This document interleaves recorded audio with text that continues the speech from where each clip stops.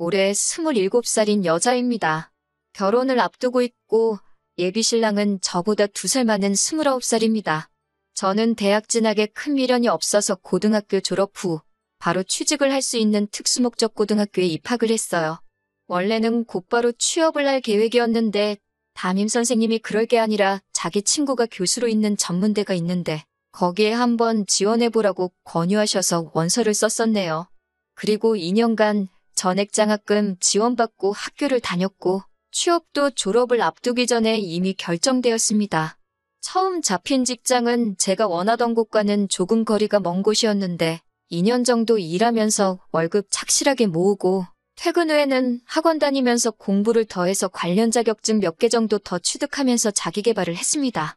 이제 더는 공부는 못하겠다 싶을 정도로 원 없이 공부를 했고 그 후에는 제가 원하던 분야에서 업계 최고봉인 회사로 이직을 할 수 있었어요. 연봉도 훨씬 높아지고 제가 하고 싶던 일이다 보니 일하는 것도 재밌더라고요. 그곳에서 꾸준히 일하면서 지금 결혼을 준비하는 예비신랑도 만났어요. 예비신랑은 교과서적으로 살아온 사람입니다. 중학교 때부터 내신관리 철저히 해서 나름 명문인 고등학교를 나왔다 했고 거기 졸업하고 대학교도 서울에 있는 명문대를 나왔대요. 군대 다녀오고 졸업하고 저처럼 열심히 준비해서 이직을 한 게 아니고 졸업 후에 곧바로 좋은 회사에 취직도 했고요. 그리고 나서 각각 다니는 회사 사람들 통해서 저를 알게 되고 연애까지 시작하게 된 거죠. 예비신랑의 집은 그럭저럭 사는 편인 듯 싶었습니다. 예비신랑이 자기 어려서부터 과외를 몇 개나 했다고 하고 하고 싶은 공부는 다 해봤다고 합니다. 사업하시는 아버지의 공무원인 어머니, 그리고 아버지 차가 뭐다, 어디에 투자용으로 아파트도 있고 건물도 있다 자랑처럼 이야기하는데 저야 제 돈이 아니니 상관은 없었지만 그래도 정말 평범한 중산층인 저희 집과 비교했을 때 기가 죽는 건 사실이었어요. 아버지는 몇 년 전까지 회사 다니시다가 정년퇴임하셨고 어머니는 전업주부다 보니 두 분 수입이 없으셔서 지금은 저랑 저희 오빠가 보내주는 용돈 받으시며 생활하시거든요. 그렇다고 오빠와 제가 엄청나게 많이씩 드리는 건 아니고 워낙 노후 대비를 탄탄하게 해놓으셨기 때문에 걱정은 없으시지만 그래도 저희들 키워주신 보답으로 모자란 거 없게끔 저희가 효도를 하는 게 맞다고 생각하거든요. 아무튼 결혼 이야기가 나오고 나서 처음으로 예비시댁에 인사를 드리러 갔을 때입니다. 예비시어머니께서 엄청 따뜻하게 환대를 해주시며 저를 맞아주셨고 예비시아버지께서는 어디 회사 다닌다지? 하고 물어보시면서 저희 회사 전무님 이름을 대며 자기랑 잘 아는 사이라고 본인이 아직 저희 나이일 때는 사업을 한 게 아니고 저희랑 똑같은 월급쟁이였는데 그때 자기 밑에 있던 사람이라고 아주 핫발이었는데 전무까지 올라갔다고 그놈 출세했다 하시며 말문을 트셨어요. 한참 분위기 좋게 대화를 하고 있는데 저희 부모님은 뭐 하시냐는 질문을 하시더라고요. 그래서 아버지가 얼마 전까지 회사 다니시다가 은퇴하시고 지금은 집에 계신다 했는데 그 말을 들으시곤 아버지가 어떤 회사를 다니셨는지 물어보시더라고요. 별로 유명한 회사도 아니었지만 물어보시길래 대답해드렸는데 역시나 반응이 그런 곳은 처음 들어본다 하는 반응이셨습니다. 그리고부터 본격적인 호구조사가 시작되었고 제가 나온 학교를 들으시더니 거기는 전문대 아니냐며 놀라셨고 그때부터 예비시부모님 두 분 다 표정이 조금 안 좋아지셔서는 저한테 딱히 다른 질문도 하지 않으시더라고요. 식사가 끝나고 나서 예비시어머님께서 과일을 내오셨는데 그때서야 안 좋아진 표정의 의미를 알겠더군요. 너는 전문대를 졸업했는데 어떻게 그 직장에 취직이 돼서 우리 아들을 만났느냐 물어보시더라고요. 예비시 아버지는 또 저한테 아버지는 그럼 고등학교나 대학교를 어디 나오셨나 물어보셨는데 아버지가 대학은 따로 안 나오셨다 대답을 했더니 대학 못 가는 건 대물림이 되는 건가? 하고 껄껄 웃으시더라고요. 뭐가 그렇게 재밌는 농담이라는 생각을 한 건지 저는 정말 눈물이 나올 만큼 화가 났는데 말이에요. 어디 가서 저희 부모님이 창피하다고 생각한 적 한 번도 해본 적 없는데 두 분이 쌍으로 제 학력 가지고 저를 무시하면서 저희 부모님까지 싸잡아서 대학물도 못 먹어본 집안이라는 식으로 얕잡아보고 있으니까요. 그런데 그런 예비시 부모님의 태도보다도 그 옆에서 그 말을 듣고도 아무 말도 안 하는 예비신랑한테도 엄청 화가 나더라고요. 자기 부모님이 다른 사람도 아니고 자기와 결혼할 상대의 출신과 부모님까지 깎아내리기 바쁜데 아무리 부모님이라도 그렇지. 그런 이야기는 그만하시라고 한마디도 못하는 모습을 보니까요. 마지막으로 저한테는 그래서 결혼하게 되면 얼마를 해올 거냐고 물어보시더라고요. 모아놓은 돈은 얼마나 되느냐, 우리 집안에 시집올 만큼은 되겠느냐 하시면서 위로 오빠가 있다고 했는데 오빠는 결혼을 했느냐, 오빠가 있으니 저희 집에서 지원은 오빠가 다 받지 않겠느냐 하시면서 말이죠. 말하려는 게 꼭 저희 아버지가 이름도 모르는 회사에서 정년을 맞았는데 결혼할 돈은 있느냐고 물어보는 것 같았습니다. 저희 부모님이 뭘 얼마나 모으셨는지는 정확히 모르지만 관심도 없어요. 저도 그렇고 오빠도 그렇고 부모님 지원 안 받고 결혼할 계획이었어요. 그리고 저 남들보다 빨리 사회생활 시작해서 남 부끄럽지 않게 공부도 열심히 했고 지금 다니는 회사에서 월급도 괜찮게 받으며 그동안 모아놓은 돈이 1억이 있거든요. 돈이 많다는 기준은 사람마다 다르겠지만 그 정도면 잘 모았다고 생각까지 하고요. 예비신랑 집에서 나오고 어디 가서 저녁이나 같이 먹자는 예비신랑 뒤로 하고 기분 나빠서 혼자 집으로 왔네요. 예비신랑과 결혼하기로 결심한 건 절대 그 사람 집안 보고 정한 거 아니거든요. 그냥 적당히 비슷한 직장 다니면서 이 사람이라면 평범하게 행복하게 살 수 있겠다 싶어서 정한 건데 저랑 둘만 있을 때는 저한테 엄청 잘하지만 가족들하고 있을 때는 저보다 가족이 먼저였다는 걸 이제야 처음 알았네요. 오래 만나서 정이 들기는 했는데 어떻게 해야 하는지 참 고민이에요. 제가 저런 말 듣고도 계속 결혼을 하려고 한다면 제가 정말 속도 없는 사람인 거겠죠?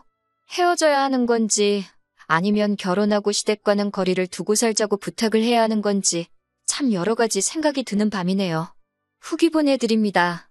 얼마 전에 예비신랑 만나서 완전히 끝을 내고 왔습니다.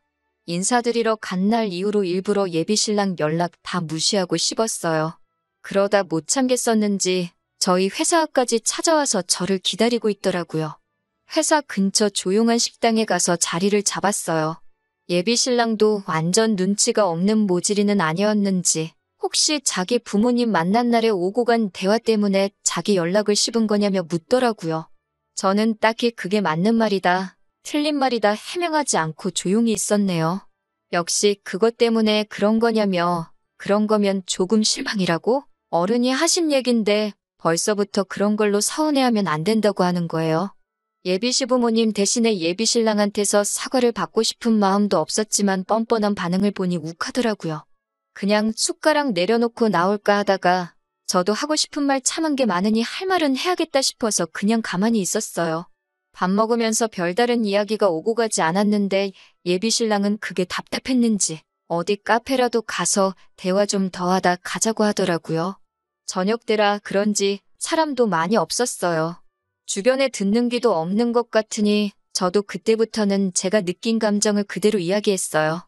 결혼하고 싶지 않다고, 오빠 집에 시집가면 나는 평생 사람 대접 못 받을 것 같다고, 오빠네 어머니는 나를 예비며느리로 인정해주는 것도 아닌 것 같고, 쥐뿔도 없는 주제에 우리 아들 넘보는 가당치도 않은 여자로 보는 것 같다고, 그런 대우 받으면서 살고 싶지 않으니 결혼은 없던 일로 하자고요. 예비신랑은 제 말에 뭔가 뉘우치는 표정이 아니라 아주 일그러진 표정으로 저한테 씩씩대더라고요. 자리에서 벌떡 일어나더니 씩씩대면서 제 팔을 잡아 끌고 차에 태웠어요. 차 안에서 노발대발하면서 너 지금 우리 부모님 욕하는 거냐고? 어디 그 말 한번 우리 부모님 앞에서도 해보라고 차를 끌고 자기 집으로 향하더군요. 제가 차에서 그만 좀 하라고 내려달라고 하는데도 제 말은 듣지도 않고 차를 달렸어요. 제가 중간에 못 내리게 일부러 더 달리는 게 느껴지니 저도 갑자기 어디 한번 끝을 보자는 오기가 생겨 더는 말하지 않고 집까지 따라갔습니다. 예비신랑이 현관문을 부서져라 쿵 닫으니 시부모님이 그 소리 듣고 놀라서 아들 무슨 일이냐 하고 나오시다가 저를 딱 보더니 또 정색하는 표정으로 바뀌더군요. 제 손목을 잡아 끌던 예비신랑이 두 분 앞으로 저를 패대기 치듯이 밀어버리고 어디 나한테 짓거린 다시 한번 해보라고 고래고래 소리를 지르더라고요. 저도 자세 똑바로 고쳐 쓰고 예비신랑 향해서 도끼 눈을 뜨고 있으니 어머님이 어디서 눈을 그렇게 뜨냐면서 악을 지르시더니 어디 한번 우리 아들 앞에서 뭔 말을 했는지 드러나 보자고 제 앞에 팔을 꼬고 서서 서 계셨어요. 아무 말도 안 하고 노려만 보고 있으니 당장 말하라고 소리를 치더군요.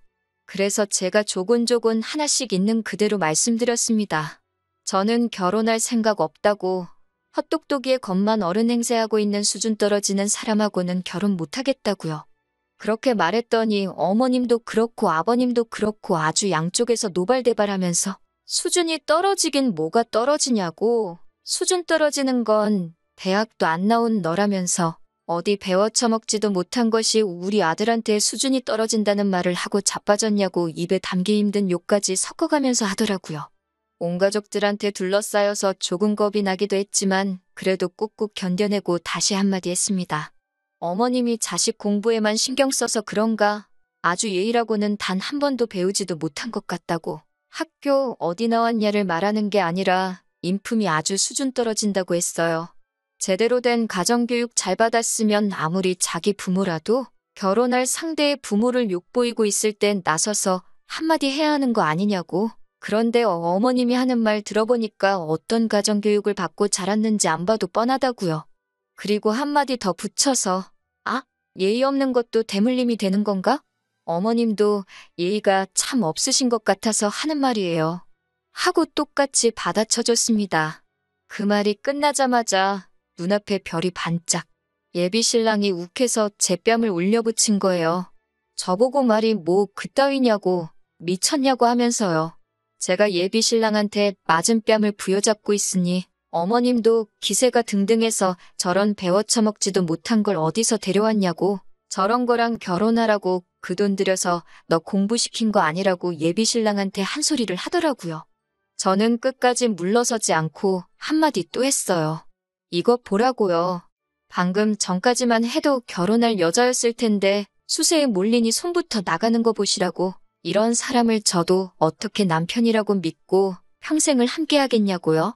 저나 저희 부모님 4년째 안 나왔다고 못 배웠다 하셨는데 꼭 좋은 대학 나왔다고 똑똑하고 품위 있는 건 아닌 것 같다고, 두 사람 다 엄청 수준 떨어진다고 아주 부모나 자식이나 다 똑같다고 한마디 했습니다.